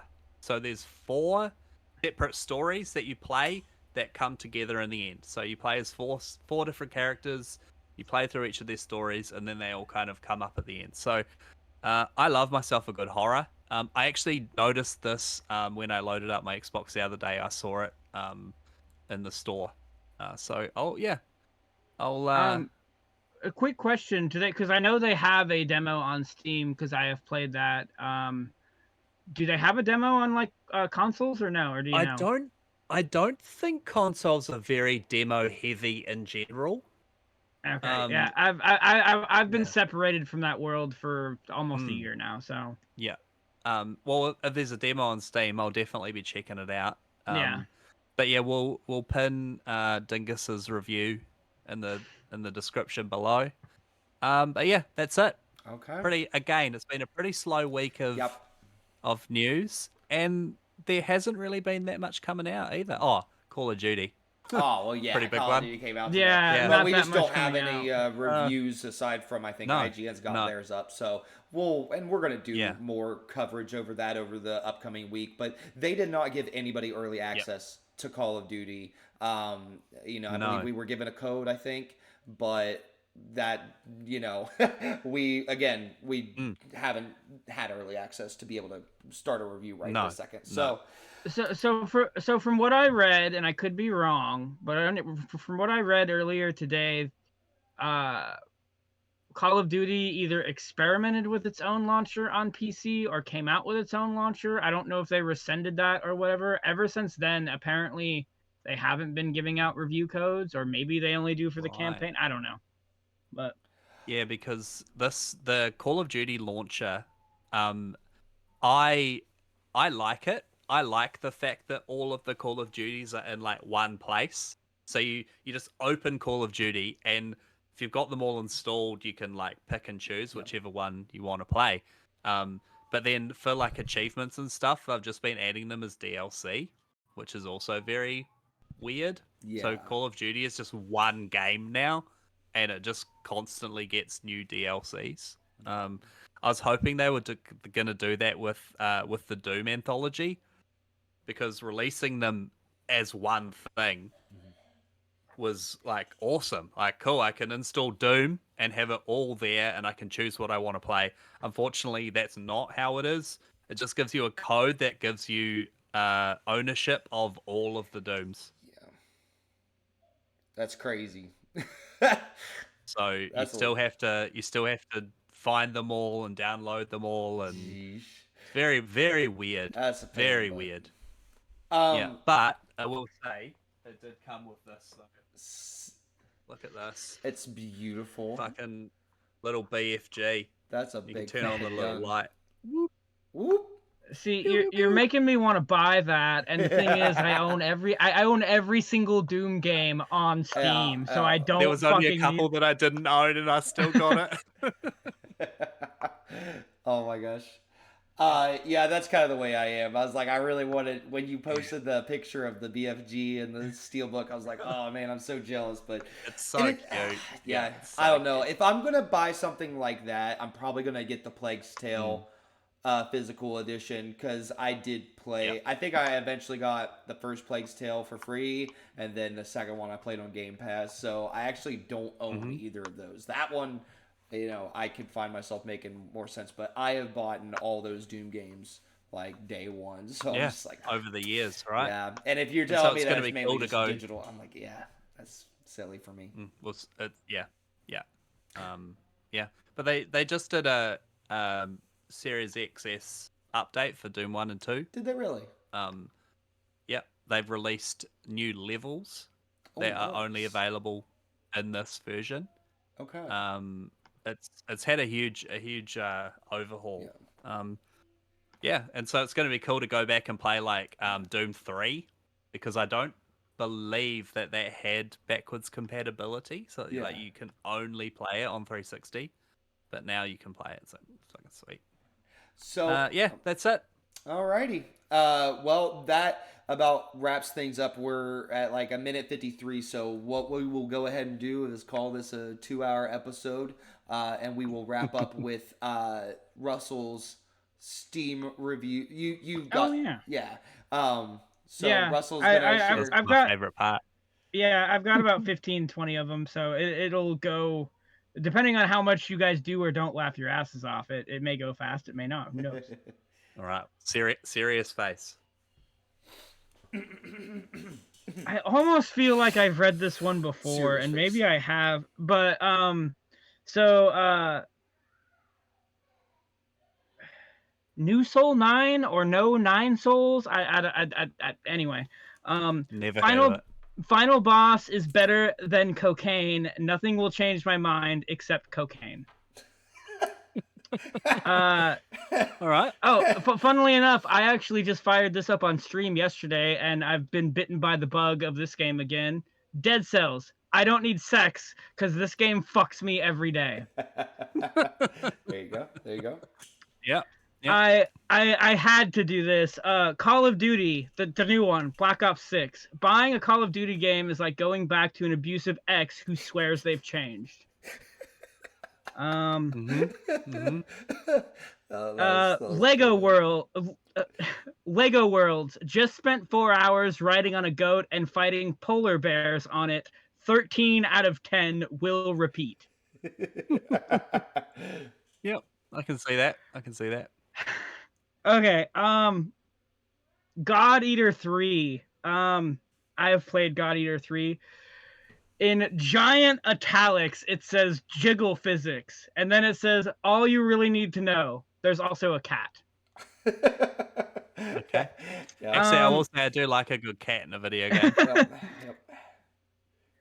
Okay, Grand Theft Auto 5, which I think the Grand Theft Auto games are going to become a staple on here because they tend to be pretty funny. This review took me almost 2 years to write and was delayed 3 times.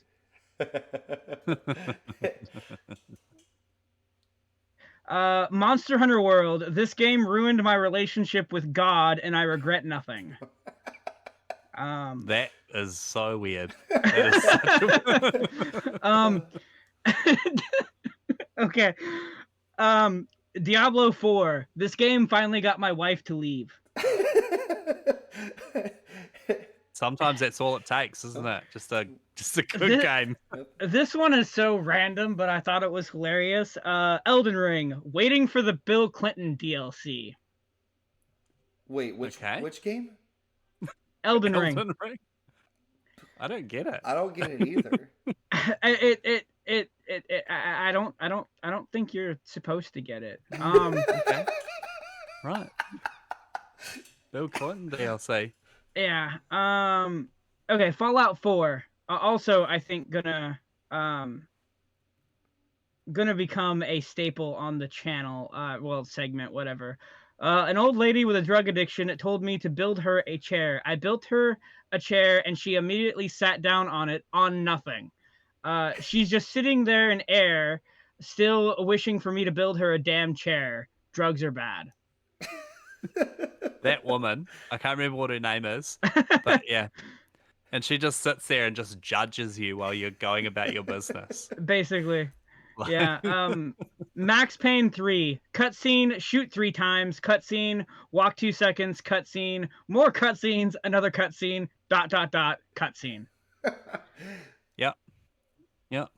I feel like that about Space Marine. Elevator, kill some stuff, elevator. No Man's Sky. This gentleman received this for free and says I overpaid. Ouch. Spider-Man. Black Cat. Black Cat has a fat ass. Oh. Is that a plus or a negative? I think it's a plus. Isn't it? It was a thumbs up. So there's that. So this, I believe... fuck. I don't remember. I didn't screenshot this right, and I don't remember what game this is for. You know what? It kind of loses its meaning if... Vampire Survivors, this is crack. If you played, you know. Yeah. It is good. Yeah. I just saw, I think it might have been Lady V that posted that it just got a new update with some more achievements. So I would definitely expect more updates later too on that game. Metal Wolf Chaos XD. This is a very funny thing. Is it a good game? No. Is it worth buying as an exercise in insane game design? It's up to you. I've actually never played that. It just sounded funny. I don't even know what that means, but Yeah, I it's don't amazing. either. So Silent Hill 2 remake. Oh, yeah, here we go. Silent Hill 1, horrific. Silent Hill 2, sad. Silent Hill 3, scary adventure. Silent Hill 4, typical boy on quarantine. Silent Hill 2 remake, sadness again, but in HD. I thought it was I fun. love That's great. That's great. This is for something called Potion Craft. I've never played it, but it says no. local medieval drug dealer simulator. That's really good. This one's kind of stupid. It's for Grounded. It says this game is good, but it needs a lot of rework. Grounded is full of bugs.